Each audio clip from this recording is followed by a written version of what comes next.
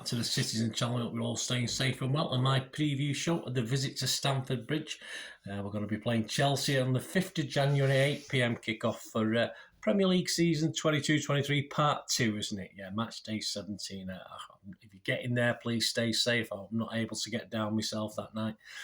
Let's hope we can bring a victory back. I'm recording this on Tuesday afternoon, so I'm not aware of how Arsenal have got on against Newcastle, etc. So we could well be 10 points behind by that day. But we can only do what we can do as long as we keep winning our games. We'll only lose the league by one point, won't we? So that'll be fine. Right, yes, please, if you are new to the channel, there will be a little odd show included in this as well, in this preview show. Thanks for joining me. And if you've not pressed the buttons, please subscribe. Push that notification button. Everything City past, present and forever, of course. And of course, while you're pushing buttons, you can press that little like button, that little thumbs up button as you're watching this. It'd be much appreciated. Right, before we talk about City and football, just a quick mention about boxing. If you like the old boxing, yes, a special mention for Big Blue Anthony Fythian, who fights at the Bowlers Exhibition Centre in enemy's territory, of course, Trafford Park. But I'm sure there'll be plenty of Blues there to support him on February the 10th, 2023. So there's tickets available for this from various prices. They start from £40, which sounds pretty reasonable to me. So all we're asking is you spread the word, or even better, if you can get there, give him your support. He's on Twitter, Anthony, at Fythian Anthony, so give him your support on there as well. It'll be great to see it. I'll be sort of putting this out every now and then between now, of course, and February 10th. And yeah, all I'm going to say on that one is come on, Anthony. That's all I can say on that one. Yeah, instead of come on, City, but hey, just as good. Right, on to the football. Right, to Chelsea versus City. It's on Sky Sports, this one. Yeah, so as I say, we could be 10 points behind. We could be 8 points behind. We could be 7 points behind. Who knows? But the overall record at Chelsea reads in the league. Played 77. We've only won 17. Have done quite well recently. But yeah, not the greatest away ground for City to visit. Drawn 22 and lost 38. And our last match at the Bridge was way back, it seems a long time ago now, 25th of September 2021. Of course, it was only last season, but it still seems a long way away. Match day 6, this was, of 38. It was Mr. Tuchel's Chelsea, of course, still. And we beat them 1-0 on the day. And we were still smarting just a little bit from the Champions League defeat. And at least this victory gained us a tiny smidgen of revenge.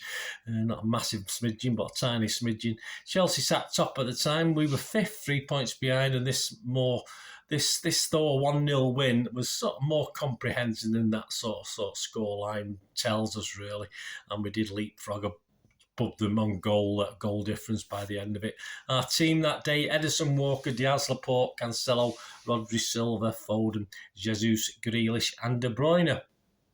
And these little excerpts are taken from my match report at the time.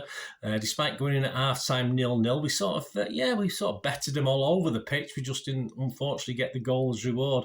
And all hell let loose in the second half as an early goal on 53 minutes, a deflected on-target Jesus effort, a real number 9's goal after a Cancelo blast was blocked. Suddenly Chelsea realised they have to try and attack if they want anything out of this game. It opened it up and certainly made a more interesting game. Fortunately, City's defence was excellent. On the rare occasion Chelsea did get an eye on goal, City sort of kept them out, and we really had two or three more chances to put this to bed, which never happened. But it never looked as though City were going to draw or lose this one. So a stunning display, I wrote at the time, from City all over the pitch, and Chelsea got what they deserved, which was nought. That's what I said. So there you go. So more this time, City perhaps. I wouldn't mind a good defensive display, would you? In charge, you got referee Paul Tierney. And it's only Watford he's refereed more than Manchester City. He's ref City 23 times.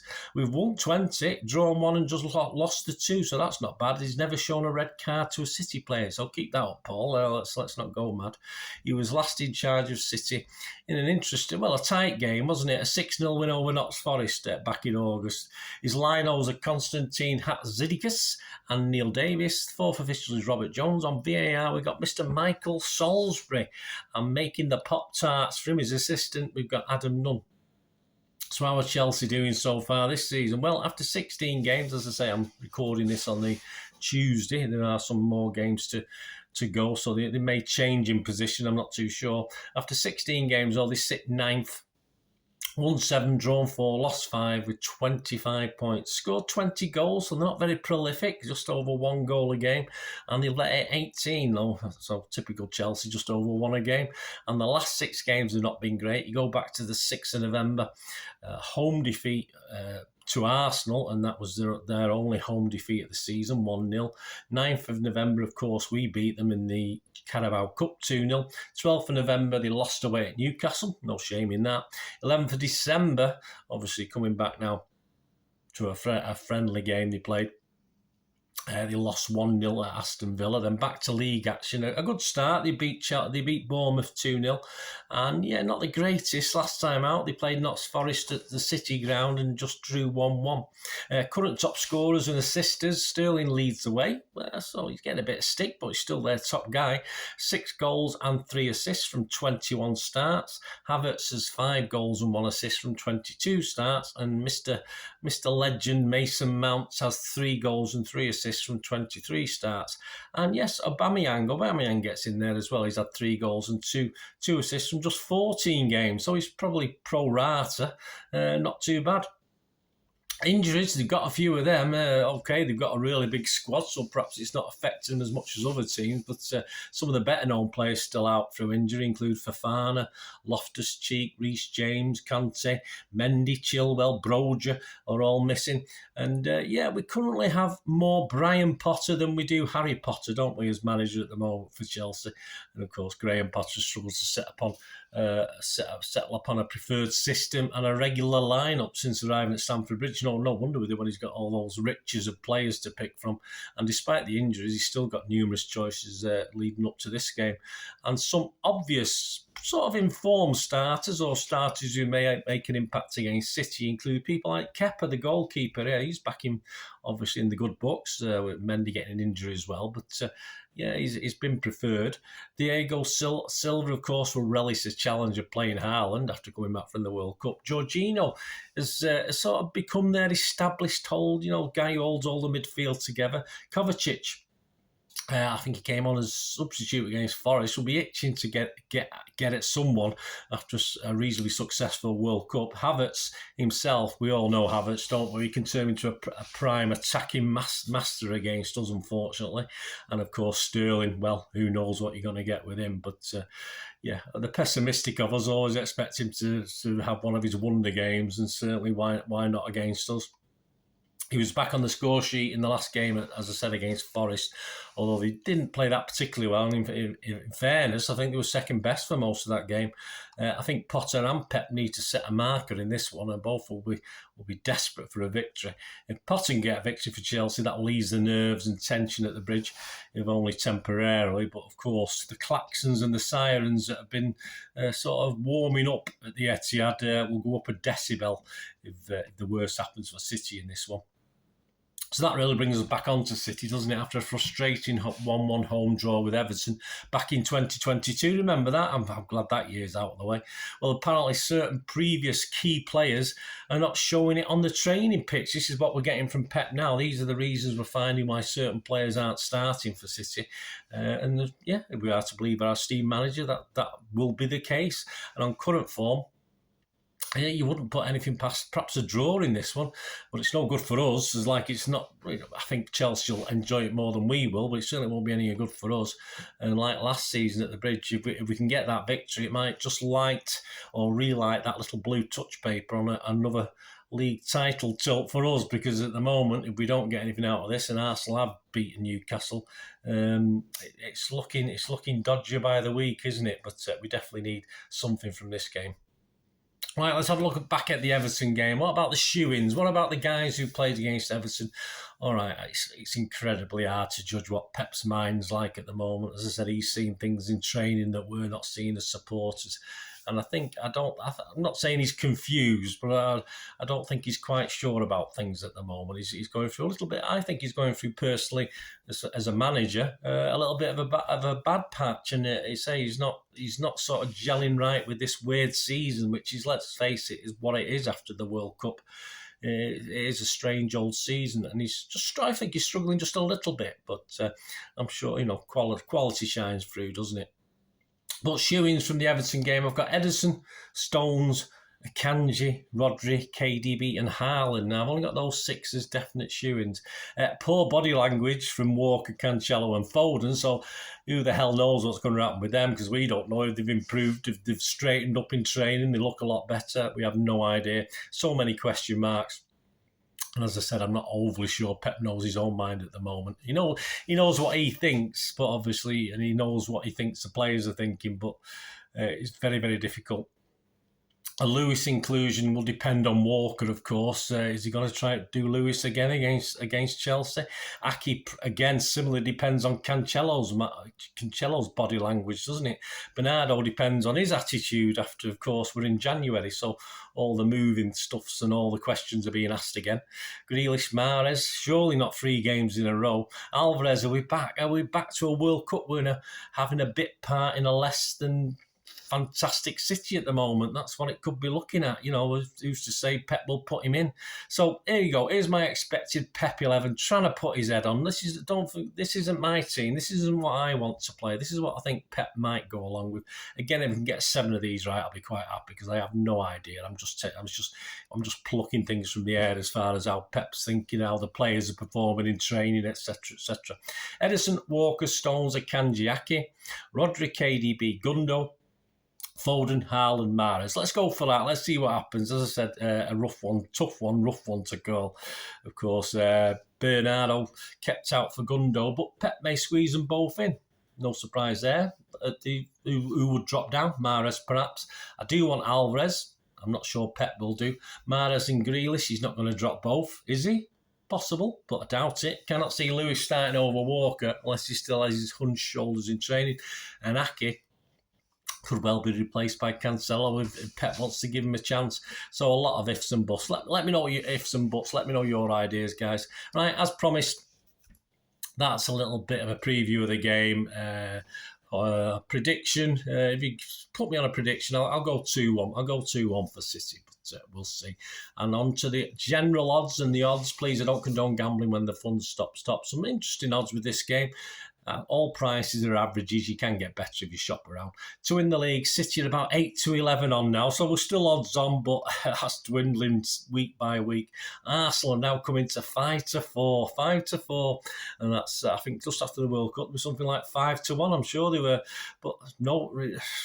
We know why. I mean, it's as simple as that. Newcastle are third favourites, but they're way out of 40-1 now. Chelsea, well, to get a top 6 finish, the bookies are not giving too much away there. There's no guarantees Chelsea are going to finish top 6. 8-11 on to finish top 6. Potter himself next to leave. He's the 6th favourite to leave his job in the Premier League. No panic just yet, but he's 22-1 next to leave his job. The match odds themselves, City are 8-13 on, so if you don't mind odds on betting, you think City will win, that's one of the better prices you're going to get. A draw 3-1, Chelsea's 9-2, and a difficult one, as in picking Peps 11, the team as well. I don't expect lots of goals in this, but I say a City win 1-0, 2-1, very feasible, or even either way, and it could end up 3-1 with a breakaway goal for either team. Could go either way for me. First goal scorer Haaland is 9-4, which isn't bad. That's not bad for Haaland. First goal scorer. Havertz likes the goal against us, 10-1. Sterling's 12-1. I mean, Aubameyang's less, viewed by the bookies as more likely to score. I can't see it. He's 9-1. KDB likes a Chelsea goal, doesn't he? Of course he does. So a nice 10-1 on KDB to score first as well. Anytime goal scorers, all a little bit restrictive, but you can get 7-2 on KDB. That sounds pretty good to me. Sterling 4-1 for Chelsea fans. Havertz 14-5. Again, good prices for Chelsea fans. Correct score is the same as last season, a 1-0 City win. is 13-2. A 2-1 City win is 7s, and a 3-1 City to win is 11s. You fancy the draw, which is very, very possible. 0-0 is 12-1, 1-1 is 13-2. And Chelsea, not the biggest scorers, but again, as I said, it could easily be 1-0, 2-1, 3-1 if a team's pushing to try and get back in it. You can get 16-1 on both a 1-0 and a 2-1 Chelsea win. Half-time, full-time. City 6-4. Last year it was a draw in City. That's 7-2. Chelsea in a draw is 16-1. A draw at half time and Chelsea to win full time is 10-1. And just a draw and a draw is 5-1. Goals over under. I don't expect too many goals. Yes, I want it to be 4 or 5-0 to City, but I don't expect it. So over 2.5 is 8-11. I think that's okay. That's not a bad price. Under 3.5 again, which is feasible, is a little bit meaner. 2-5 on. Under 2.5, which, you know, it's 21-20, but surely there's going to be 3 goals in this game. I can't see that. Haaland hat-trick, well, a tough one against a very mean Chelsea side. Sort of very, very generous 14-1. And he can get 72 if he scores a couple. Both seem to score. Possible, yes, 4-5 on. Noise evens. Excuse me.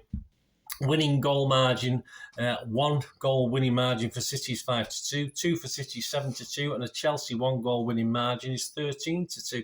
An amazing, a massive amount of corners last season's game, 17 last season, which I can't see it getting anywhere near there. But if you do fancy over 9.5, it gives you plenty of option, 8-11 on.